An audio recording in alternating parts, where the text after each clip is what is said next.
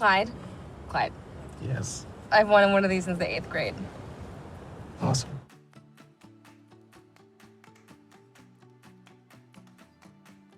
Number 10, Lisa Frank Stationery. There's all these folders and pens and backpacks and stationery and stickers. Of course, stickers. We should never forget that practically everything is nostalgic for somebody out there in the world. As the years go by, more items from comparatively recent decades accrue vintage currency within the minds of young consumers. Rainbows, and then hearts, music notes, teddy bears, unicorns, stars, color, fantasy, jewels, glints, everything that makes a kid happy, smile. Lisa Frank Stationery was extremely popular back in the 90s. Which means that adults in the modern day with disposable income can now purchase NOS or new old stock to their heart's content. Original examples of this retro 80s and 90s designed stationery can go for inflated prices on the secondhand market as well, depending upon how pre-loved these items were in their heyday. The stickers were so cool.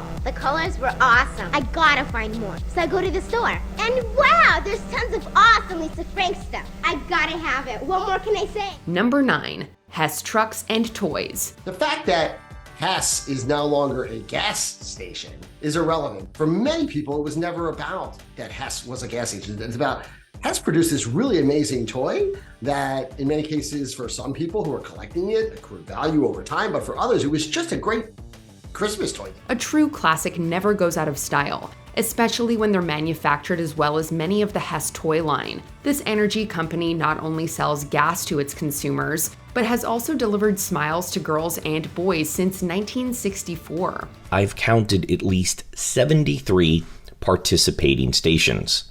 You can get your scale model Hess transport truck for only $1.39. Toy trucks, planes, rescue vehicles, and more all seem to have one thing in common. Specifically, the sturdiness of their construction. In fact, the person writing this video can personally attest to how much their children enjoy playing with these quick-moving and engaging little vehicles. Additionally, vintage models from the 1960s can fetch a couple of $1,000s today, if you can find one. Hey, I need some trucks, man, and you got somebody go, I can get you some trucks. I can get you some trucks. Listen, meet me by the back door, 5 o'clock, I'll get you 2 trucks, but I need 4. I can get you 2, take it or leave it. Number 8, Magic the Gathering. Is there still a place where fun involves thinking, imagining, doing? Some of us think so, and we find it in a game. Some trading card games come and go, while others retain a special place in the hearts and minds of those who played them back in the day. Magic the Gathering was introduced back in 1993 by Wizards of the Coast, a gaming company that eventually purchased the rights to TSR's legendary Dungeons & Dragons brand. It was given away at first, then it was given to local game stores at the time, and eventually it just went on to become a phenomenon. And nowadays, millions is given away yearly in prize money, and people make livings out of playing Magic the Gathering. Magic's rabid fan following could easily be compared to that of D&D. This includes how this subculture is consistently on the hunt for rare and powerful cards for their deck. Magic cards that either proved incredibly useful or were manufactured in small quantities can be considered quite valuable today, as players around the world continue their gaming obsession. These cards are never going to be reprinted. Think of these as fine art, or that first Spider-Man comic, Amazing Fantasy 1. That's done nothing but go up over time.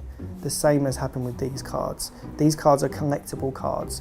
So yeah, for the most part, this is just something that you would sit on. This is something that is a long-term investment. Number 7, coins. Mrs. McDougal is willing to offer her son's collection of mint-condition silver buffalo coins. Can we get off the coin collection? She's not going to settle for a coin collection. Some old-school collectibles refuse to go quietly into that good night, and instead live on, passed down through generations. Stamp collecting, for example, continues to thrive today, as does the collecting of rare coins. We're not really talking about those coins that are often advertised on TV, but rather those truly rare pieces from a bygone era.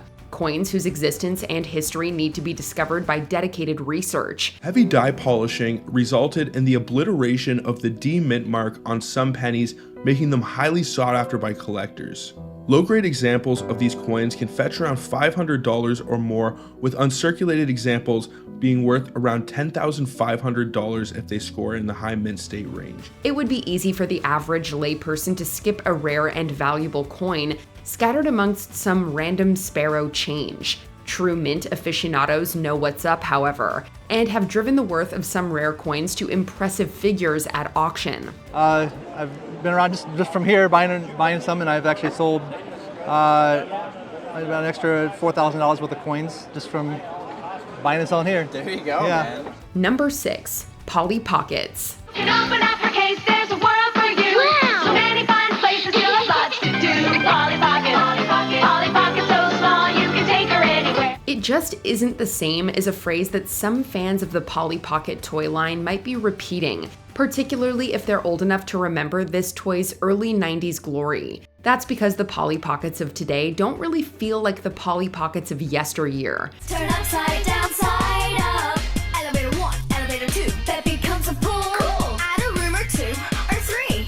Those OG examples retained their tiny size and well-developed little worlds, complete with itsy-bitsy accessories. Unfortunately, these accessories could easily be lost, which makes complete versions of some old-school Polly Pockets worth a little bit of coin. The birthday party stamper from 1992, for example, can go for over $500 in mint condition. Typically, if you were to buy this complete on eBay open box, some of them, I don't know if they sell, but some of them are listed as high as around $1,500 American, $1,700, $1,800 Canadian. It's a lot of money. Number 5. Old tech. They don't make that like they used to. They don't make anything like they used to. Picture it. You're staying over at your grandparents' house and they're done watching their stories. You walk over to their gigantic television that doubles as furniture and flick the on switch for some cathode ray sunshine. Or maybe you've brought your Sega Master System over to a friend's house for the weekend. Old tech can be big business. And this doesn't only include TVs and retro gaming consoles. I'm sort of an audio geek, sorry. No, don't apologize. I love you for being that way. I love it. I'm like that too. A lot of folks go crazy for the Walkman tape players, iPods, or computer systems of their youth, while those who weren't even there for the heyday of these items want to pick them up to figure out how they work. In an age where so much of our media isn't ours, the old school rules. You give me back my Walkman! I never borrowed your Walkman. Well, then I lost it. You buy me one. Number 4. VHS tapes. Disney and horror play nice. The TV still works, and I know we've seen all our DVDs 100 times, so this could be the perfect time to break out Daddy's VHS collection. It's something of a misconception that every old school Disney VHS is worth money. Most of them were mass-produced and extremely popular, and thus aren't worth more than a couple bucks secondhand. However, some Disney tapes from the early 80s can be worth something, as well as any copies of the band Song of the South from 1946. But do you think we could find it? Find it? Of course we could. But what's the use of speculating on that when we was going away? This also isn't to say that VHS as a medium is worthless. Far from it, in fact. The horror genre has proven particularly lucrative for tape heads, particularly rare shot-on-video efforts such as Spine, Black Devil Doll from Hell, or 555. These tapes are seen as holy grails, and can often switch hands for an obscene amount of money. I mean, it wouldn't be nice for me to let you get cold.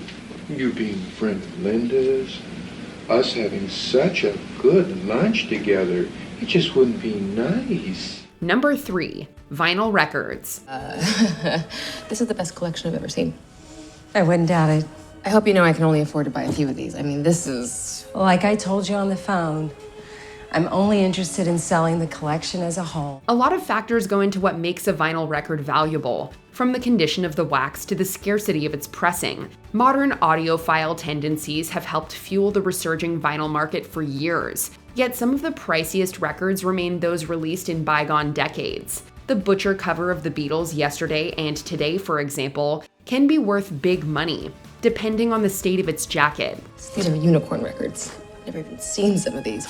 Elsewhere, other valuable records include albums from the prog and psych worlds from artists that may not have enjoyed success while they were around, but eventually adopted cult status from the underground. All of those elements go into what makes vinyl obsessives get out there and dig. Dude. I've never seen anybody look at anything the way you look at that record. I felt like it was important you should have it. I was like. Number 2, Funko. We saw people that would never come into our booth buying products. And I think we knew right then and there that we had something on our hands. We've actually hit something with, as far as design and aesthetics, that resonated with collectors.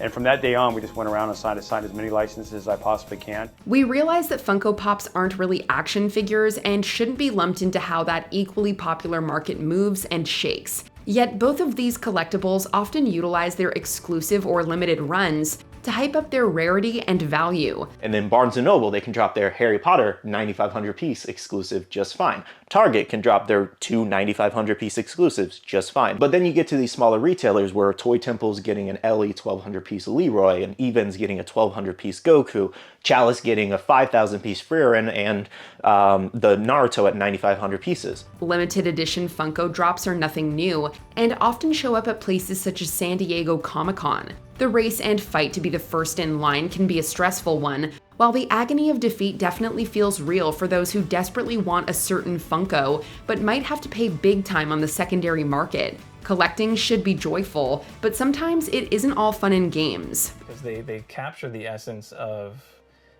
our childhoods and just some of our most favorite characters. And, you know, people are willing to do a lot for the stories that they love and the characters that they love. Number 1, Pokémon cards. The Pokémon Trading Card Game Tour is coming to your area, and you and your friends are all invited. Learn to play the Pokémon Trading Card Game.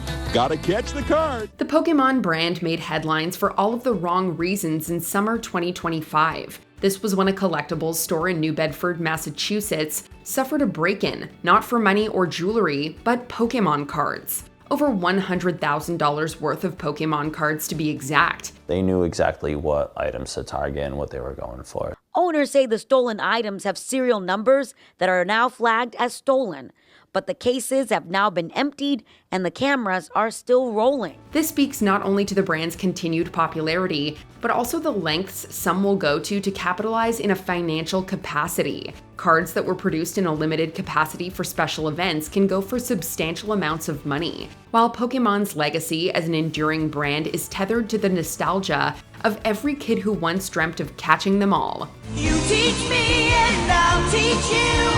Pokémon.